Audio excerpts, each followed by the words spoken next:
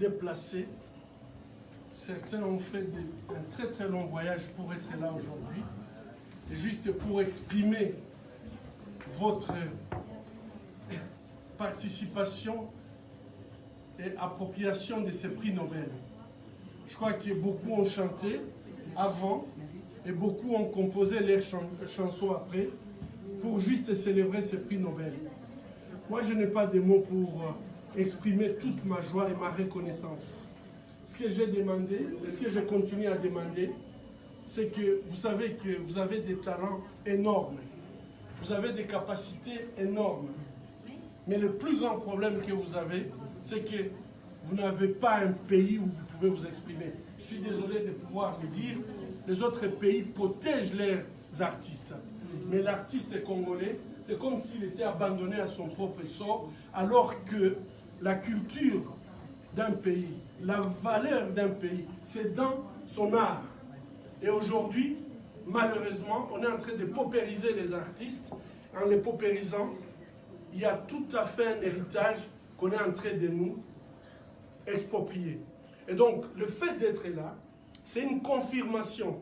Vous n'êtes pas venu ici, pourquoi que ce soit. Vous êtes venu, puisque tout simplement, en vous, vous sentez, dans vos veines coule le sang congolais, et vous voulez l'exprimer par l'art que vous faites. Donc, je vous remercie infiniment. Je n'ai pas de mots pour exprimer la joie que j'ai. Beaucoup parmi vous ici ont été même jusqu'à aller me voir à Panzi pour soutenir les femmes victimes de violences sexuelles. Vous ne pouvez pas réaliser à quel point votre soutien apporte un soulagement pour ces femmes. Savoir tout simplement, je suis désolé, je cite Fali, puisque lui, il était arrivé à Panzi. Il a dansé avec les femmes à Panzi. Et quand je suis revenu, malheureusement, je n'étais pas là, les témoignages que les femmes m'ont donnés, c'était pour dire, nous comptons aussi. Fali Ipupa était ici. Vous comprenez très bien à quel point nous pouvons faire une très grande différence par ce que nous savons faire, en nous exprimant par ce que nous savons faire. Donc, je vous dis tous, merci beaucoup. Et vraiment, votre geste me va droit au cœur. Et j'espère que là, nous sommes tout simplement à un début de quelque chose. Mais cette chose-là, j'espère que ça va aboutir, et je pèse mes mots, à ce que le peuple congolais puisse retrouver sa dignité. Vous ne pouvez pas vous imaginer combien ça me fait mal quand je vois à quel point nous sommes humiliés, méprisés, alors que nous avons tout pour être un peuple respecté. Nous avons tout pour que nous puissions aider les autres au lieu que ce soit les autres qui nous aident. Mais aujourd'hui, nous sommes dans une situation de paupérisation à tel point que même ceux qui ont de moyens, et permettez-moi de pouvoir le dire, cette culture de paupérisation fait que celui qui a 10 $, il se bat tous les jours pour avoir encore 1 $ pour manger. Ça, on peut comprendre. Mais quelqu'un qui a 1 million, il se bat pour avoir 10 millions. Et celui qui a 10 millions, et donc finalement, il n'y a pas une grande différence dans notre pays entre les mamans qui vendent les tomates et ceux qui ont des millions de dollars, puisque tous ont le même comportement. Je me réveille le matin pour tout simplement majorer ce que j'ai, sans se poser la question, ce que je suis en train de faire, qu'est-ce que ça entraîne comme conséquence pour les gens qui m'entourent, pour les autres. Et moi, j'ai toujours dit, la richesse, ce n'est pas les billets des banques. La richesse, c'est cette capacité de pouvoir partager avec les autres, et pas partager avec des gens qui ne font rien, mais la capacité de pouvoir donner aux autres le travail, la capacité de pouvoir donner aux autres. Si vous avez une qualité, vous avez une capacité, c'est créer la possibilité que ceux qui vous entourent puissent aussi gagner par ce que vous êtes en train de faire. Mais qu'est-ce qu'on voit au Congo? En fait, c'est la course à l'enrichissement illicite, et c'est devenu une seconde nature. Ceux qui ont l'argent, ils en veulent encore. et ceux qui n'ont rien font la même chose. Et pour moi, ça n'a pas de différence. La grande différence qui peut exister, c'est lorsque quelqu'un considère que ce que j'ai, je dois créer des emplois. Vous êtes musicien, créez un empire musical. Là, c'est à ce moment-là que vous allez donner du travail aux autres et que votre bonheur sera partagé. Mais si vous avez des millions en caisse, ça vous sert à quoi? C'est des billets de banque. Ce n'est pas ça, être riche. Et donc, moi, je vous demande, je vous prie, je viens de le dire dans la grande salle, faisons un effort pour savoir où sont nos compétences. Puisque la grande pauvreté que nous avons, c'est qu'on a aujourd'hui des Congolais partout dans le monde. Partout. Et ces Congolais sont des Congolais compétents. Malheureusement, leurs compétences ne servent pas le pays. Et moi, je dois vous dire, avec la destruction de l'éducation au Congo, il ne faut pas compter sur quelqu'un qui mange une fois tous les 2 jours, espérer que lui, il va libérer le Congo pour que toi, tu puisses venir. Ça n'arrivera pas. Je crois que vous avez vu qu'on est en train d'acheter des gens avec 1000 francs. Ils changent tout simplement de tenue. Aujourd'hui, il vient pour un candidat, on donne 1000 francs. Demain, il vient pour un autre, on donne 1000 francs, etc. On ne peut pas compter avec des gens comme ça. Par contre, vous avez une responsabilité. Par vos chansons, par votre capacité de créer des entreprises, par votre capacité de communiquer, par votre capacité de créer des stratégies, moi je suis certain que notre pays peut s'en sortir si tous les Congolais mettent leurs efforts ensemble pour résoudre les problèmes que vous connaissez. Merci beaucoup pour être venu. Merci beaucoup pour...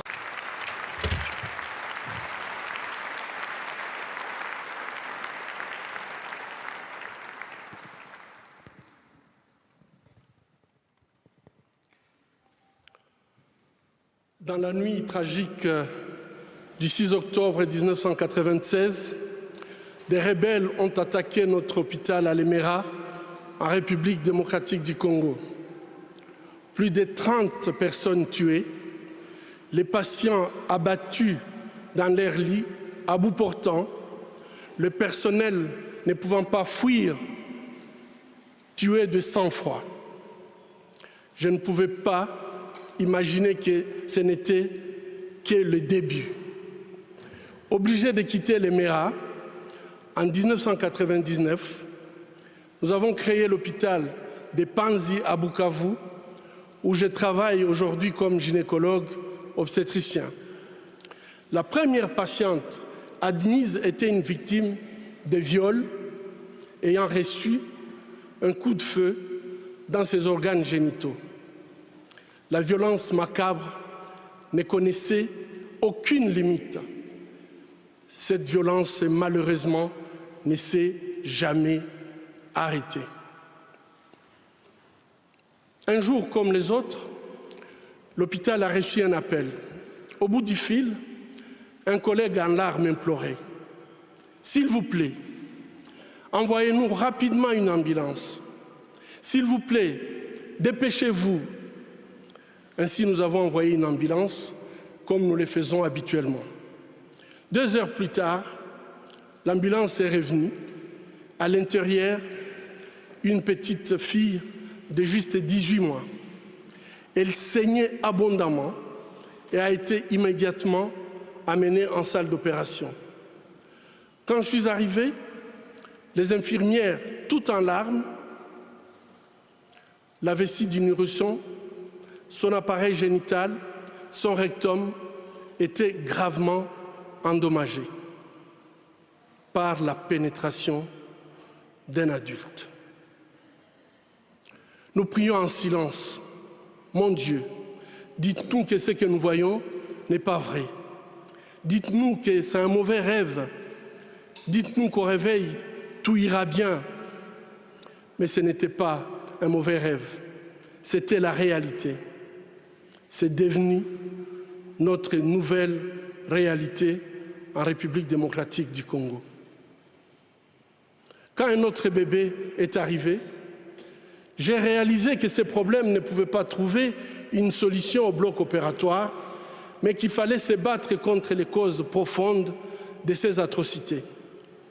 Je me suis rendu au village de Kavumu pour parler avec les hommes. Pourquoi vous ne protégez pas vos bébés, vos filles et vos femmes? Où sont les autorités dans ces villages? À ma grande surprise, les villageois connaissaient le suspect.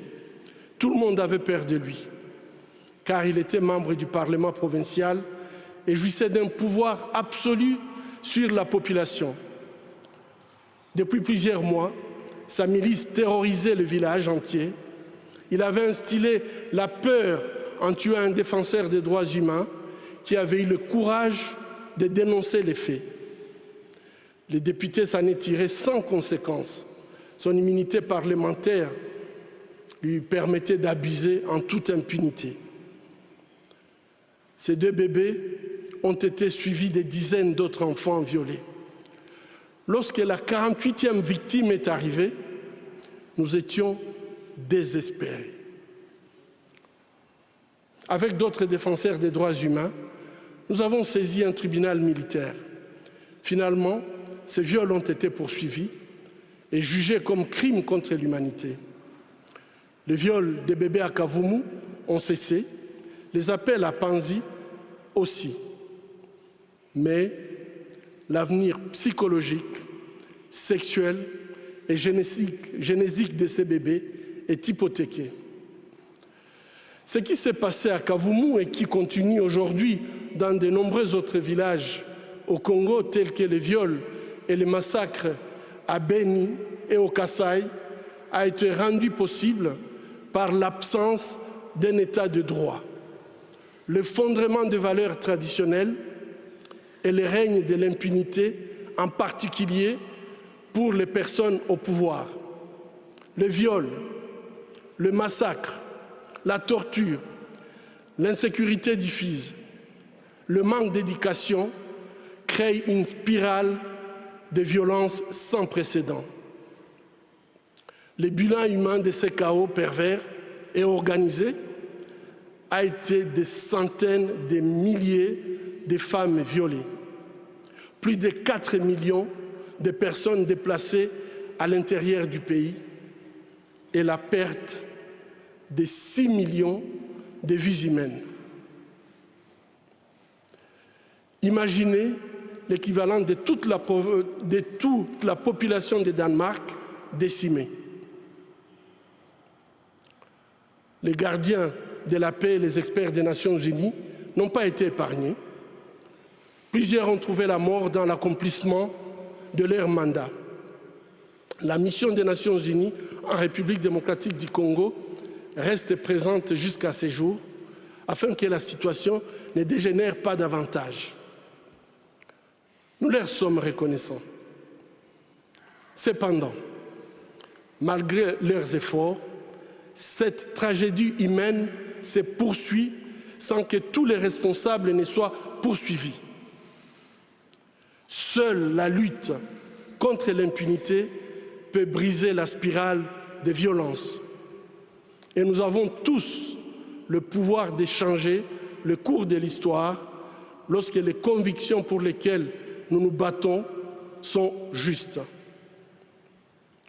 Vos Majestés, Vos Altesses royales, Excellences, distingués membres du Comité Nobel, chère Madame Nadia Mourad, Mesdames et Messieurs, amis de la paix, c'est au nom du peuple congolais que j'accepte le prix Nobel de la paix. C'est à toutes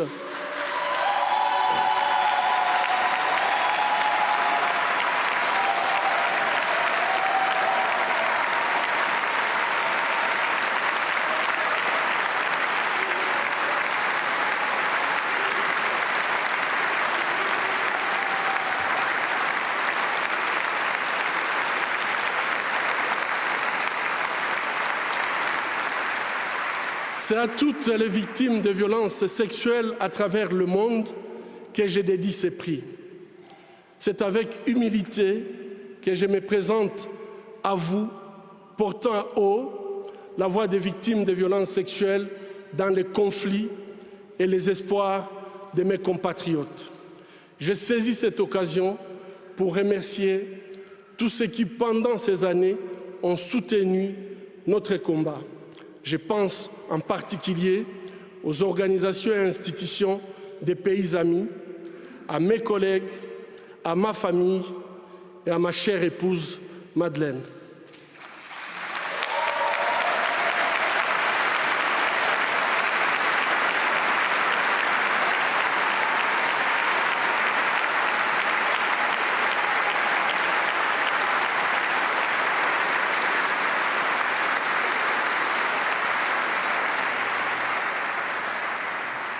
Je m'appelle Denis Mukwege.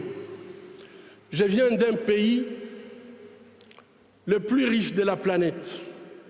Pourtant, le peuple de mon pays est parmi les plus pauvres du monde. La réalité troublante est que l'abondance de nos ressources naturelles, or, coltan, cobalt et d'autres minéraux stratégiques, alimente la guerre, source de la violence extrême et de la pauvreté abjecte en République démocratique du Congo.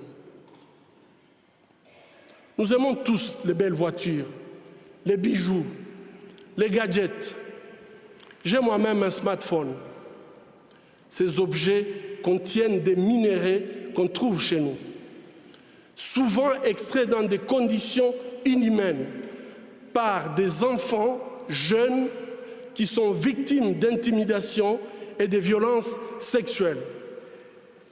En conduisant votre voiture électrique, en utilisant votre smartphone, en admirant vos bijoux, réfléchissez un instant au coût humain de la fabrication de ces objets. En tant que consommateur, le moins que l'on puisse faire,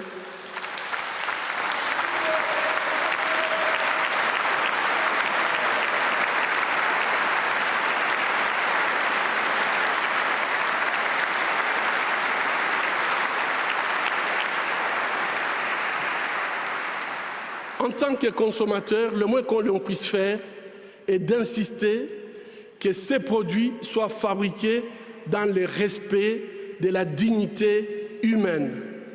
Fermer les yeux devant les drames, c'est être complice. Ce ne sont pas seulement les auteurs de violences qui sont responsables de leurs crimes, mais aussi ceux qui choisissent de détourner les regards. Mon pays est systématiquement pillé avec la complicité des gens qui prétendent être nos dirigeants. Pillés pour leur pouvoir, pillés pour leurs richesses et leur gloire, pillés aux dépens des millions d'hommes, de femmes et d'enfants innocents, abandonnés dans une misère externe, tandis que les bénéfices de nos minéraux finissent sur les comptes opaques d'une oligarchie prédatrice. Cela fait 20 ans, jour pour jour, qu'à l'hôpital de Panzi, je vois les conséquences de cette mauvaise gouvernance de mon pays. Bébés, filles, jeunes femmes, mères, grand-mères, et aussi les hommes et les garçons violés de façon cruelle, souvent en public, en collectif, en insérant du plastique brûlant ou en introduisant des objets contondants dans leurs parties génitales. Je vous épargne des détails. Le peuple congolais est humilié, maltraité, massacré depuis plus de 2 décennies au vu et au su de la communauté internationale. Aujourd'hui, grâce aux nouvelles technologies d'information et de la communication, plus personne ne peut dire « je ne savais pas ». Avec ces prix Nobel de la paix, j'appelle le monde à être témoin et je vous exhorte à vous joindre à nous pour mettre fin à cette souffrance qui fait honte à notre humanité commune. Les habitants de mon pays ont désespérément besoin de la paix.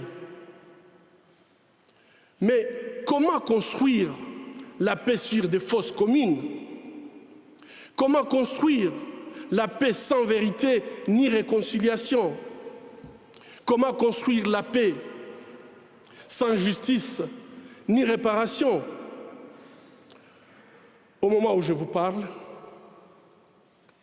un rapport est en train de moisir dans les tiroirs d'un bureau à New York.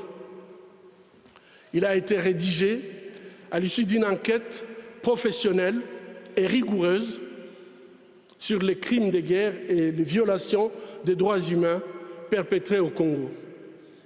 Cette enquête nomme explicitement des victimes, des lieux, des dates, mais élude les auteurs. Ces rapports du projet Mapping, établi par le Haut Commissariat des Nations Unies aux droits humains, décrit pas moins de 617 crimes de guerre et crimes contre l'humanité, et peut-être même des crimes de génocide. Qu'attend le monde pour qu'il soit pris en compte? Il n'y a pas de paix durable sans justice. Or, la justice ne se négocie pas. Ayons le courage de jeter un regard critique et impartial sur les événements qui sévissent depuis trop longtemps dans la région des Grands Lacs. Ayons le courage de révéler le nom des auteurs des crimes contre l'humanité pour tout simplement éviter qu'ils continuent d'endeuiller cette région martyre. Ayons le courage de reconnaître nos erreurs du passé. Ayons le courage de dire la vérité et effectuer le travail de mémoire. Chers compatriotes congolais, ayons le courage de prendre notre destin en main. Construisons la paix.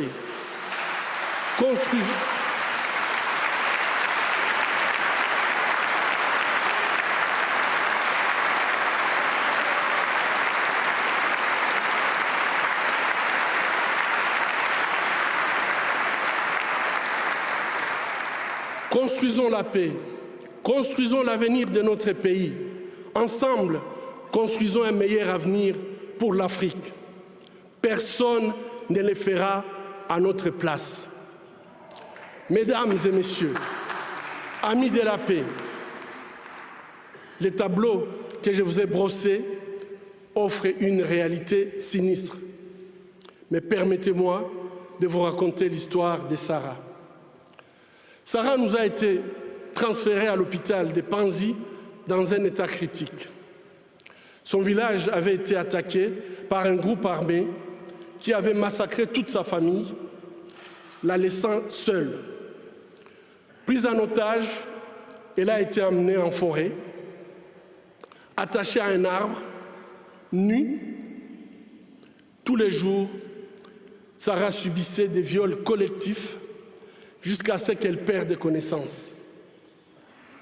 Le but de ces viols, utilisés comme arme de guerre, étant de détruire bien sûr Sarah, mais également sa famille, sa communauté. Bref, tout simplement, détruire le tissu social. À son arrivée à l'hôpital, Sarah ne pouvait ni marcher, ni même tenir debout. Elle ne pouvait pas retenir ni ses urines, ni ses selles. À cause de la gravité de ses blessures, génito-urinaires et digestives, couplées à une infection surajoutée, personne ne pouvait imaginer qu'elle serait un jour à mesure de se remettre sur ses pieds. Pourtant, chaque jour qui passait, le désir de continuer à vivre brillait dans ses yeux. Chaque jour qui passait, c'était elle qui encourageait le personnel soignant à ne pas perdre espoir. Chaque jour qui passait, Sarah se battait pour sa survie. Aujourd'hui, Sarah, c'est une belle femme, souriante, forte, charmante. Sarah s'est engagée à aider les personnes ayant vécu une histoire semblable à la sienne. Sarah a reçu $50 américains, une allocation que notre maison de transit d'Orcas accorde aux femmes souhaitant reconstruire leur vie sur le plan socio-économique. Aujourd'hui, Sarah dirige sa petite entreprise. Elle a acheté un petit terrain. La Fondation Panzi l'a aidé avec des tôles pour faire un toit. Elle a pu se construire une maison. Elle est autonome et elle est très fière d'être autonome. Son histoire montre que même si une situation est difficile et semble désespérée, avec la détermination, il y a toujours de l'espoir au bout du tunnel. Si une femme comme Sarah n'abandonne pas, qui sommes-nous pour le faire? Ceci est bien sûr l'histoire de Sarah. Sarah est congolaise, mais il y a des Sarah en République centrafricaine, en Colombie, en Bosnie, au Myanmar, en Irak et dans bien d'autres pays en conflit dans le monde. À Panzi, notre programme de soins holistiques, qui comprend un soutien médical, psychologique, socio-économique et juridique, montre que même si la route vers la guérison est longue et difficile, les victimes ont le potentiel de transformer leur souffrance en pouvoir. Elles peuvent devenir des actrices de changements positifs dans la société. C'est le cas déjà à la Cité de la Joie, notre centre de réhabilitation à Bukavu, où les femmes sont aidées pour reprendre leur destin en main. Cependant, elles ne peuvent pas y arriver seules et notre rôle est de les écouter. Comme aujourd'hui, nous écoutons Madame Nadia Mourad. Chère Nadia, votre courage, votre audace, votre capacité à nous donner espoir soit une source d'inspiration pour le monde entier, mais pour moi spécialement. Le prix Nobel de la paix qui nous est décerné aujourd'hui n'aura de valeur réelle que s'il peut changer concrètement la vie des victimes de violences sexuelles de par le monde et contribuer à ramener la paix dans nos pays. Alors, que pouvons-nous faire? Ou bien, que pouvez-vous faire? Premièrement, c'est notre responsabilité à tous d'agir dans ce sens. Et agir, c'est un choix. C'est un choix d'arrêter ou non la violence à l'égard des femmes, de créer ou non une masculinité positive qui promeut l'égalité des sexes en temps de paix comme en temps de guerre.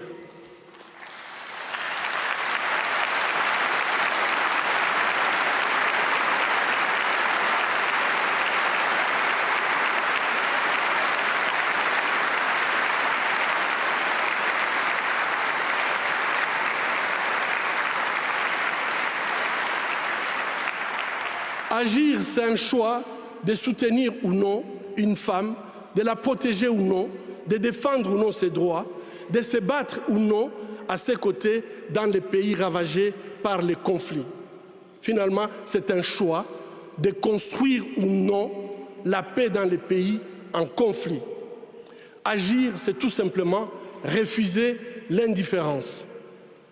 S'il faut faire la guerre, c'est la guerre contre l'indifférence qui ronge nos sociétés aujourd'hui.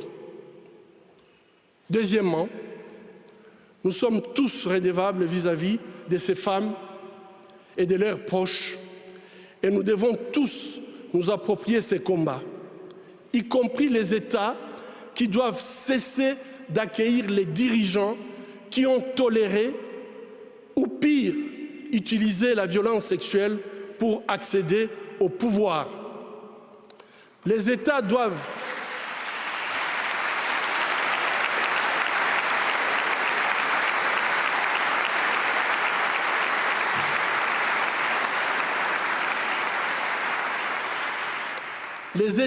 cesser de les accueillir avec les tapis rouges et plutôt les États doivent tracer une ligne rouge contre l'utilisation de viols comme armes de guerre.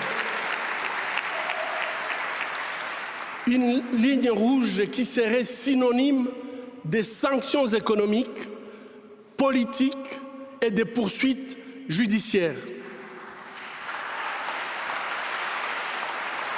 Poser un acte juste n'est pas difficile.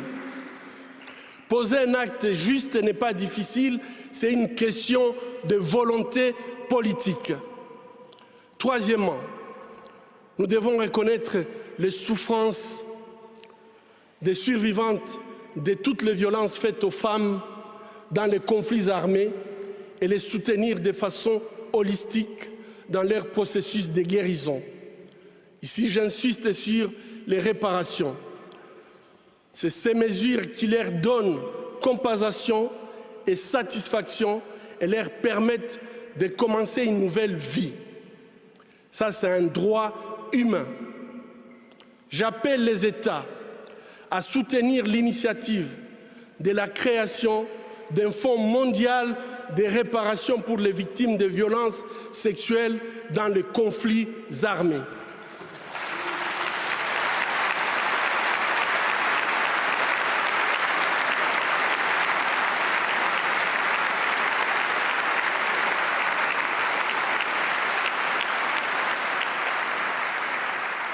Quatrièmement, au nom de toutes les veuves, de tous les veufs, des orphelins des massacres commis en République démocratique du Congo et de tous les Congolais épris de paix, j'appelle la communauté internationale à enfin considérer les rapports du projet Mapping et ses recommandations. Que le droit soit dit. Cela permettrait au peuple congolais d'enfin pleurer ses morts, faire son deuil, pardonner ses bourreaux, dépasser sa souffrance et se projeter sereinement dans le futur. Finalement, après 20 ans d'effusion de sang, de viols et de déplacements massifs de populations, le peuple congolais attend désespérément l'application de la responsabilité de protéger les populations civiles lorsque leur gouvernement ne peut pas ou ne veut pas le faire. Le peuple attend d'explorer les chemins d'une paix durable. Cette paix passe par les principes d'élections libres, transparentes, crédibles et apaisées.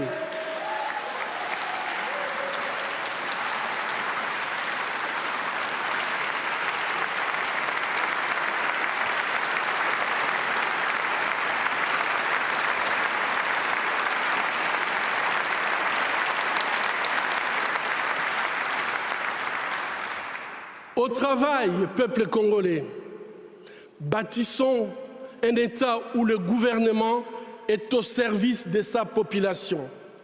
Un État de droit, émergent, capable d'entraîner un développement durable et harmonieux, non seulement en République démocratique du Congo, mais dans toute l'Afrique. Bâtissons un État où toutes les actions politiques, économiques et sociales sont centrées sur l'être humain et où la dignité des citoyens est restaurée. Vos Majestés, distingués membres du Comité Nobel, Mesdames et Messieurs, amis de la paix, le défi est clair et il est à notre portée. Pour les Sahara, pour les femmes, les hommes et les enfants du Congo, je vous lance un appel urgent de ne pas seulement nous remettre le prix Nobel de la paix, mais de vous mettre debout et de dire ensemble et à haute voix, la violence en République démocratique du Congo, c'est assez, trop c'est trop, la paix maintenant. Je vous remercie.